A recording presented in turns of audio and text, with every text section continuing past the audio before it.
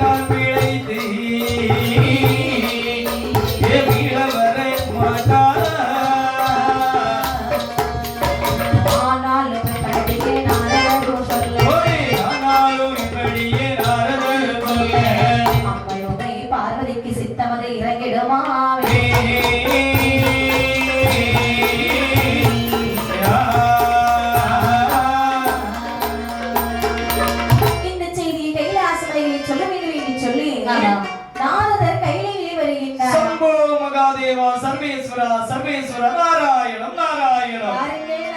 வாருங்கள், இங்கேயும் நீங்கள் தானா? கையிலேநாதா, நலமாக இருக்கின்றீர்களா? நலத்திற்கு என்ன குறை? தங்களுடைய திருவடிக்கு அடியேனுடைய பொற்பாத கமலங்களில் விழுந்து நமஸ்காரம் செய்து வருகின்றேன். அப்பா, நாரதரே, என்ன அந்த விஷயத்தை சொல்லலாமா? சுவாமி, என்ன?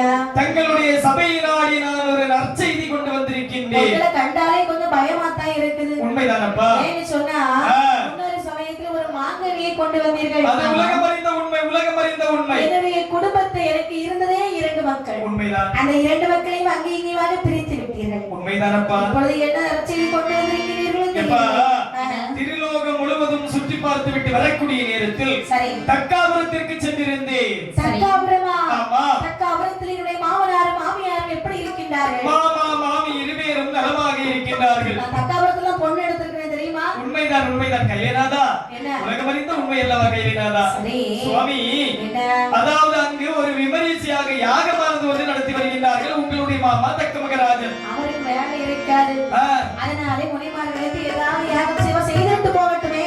ஈசா எதற்காக வந்து கேட்டேன். அவர்களுடைய மகளை அவர்களுக்கு மனமில்லாமல் மனமுடித்தது மட்டுமல்லாமல் ஏதோ கடத்தி சென்று விட்டீர்களா? ஆமா ஆமா அதற்காக தான் அநேக முனிமார்களை அழைத்து யாகமானது செய்து உங்களை போல ஒரு பண்டாரத்தை பிறவி செய்து உங்களுடைய வலது திருக்கரத்தால் விபூதி வாங்கி அணியாமல் நான் இருக்க மாட்டேன் என்று சொல்லி இருமா போரை வேள்வியானது நடத்துகிறீர்கள். மாமாவுக்கு என்ன பார்க்காம இருக்க முடியலையா இருக்கும். அதான் என்னே மாதிரி ஒருவரை பிறவி செய்யணும்னு நினைக்கிறாரு. கண்டிப்பாக அப்படி கிடையாது. அது மட்டும் இல்லாமல் தக்காபுரம் வழியாக யாரும் போக முடியவில்லை, வரவே முடியவில்லை. அநியாயம் செய்து வருகின்றார். யார் தக்கராஜனா? சரி இருக்கட்டும். சரி என்ன எப்படிதான்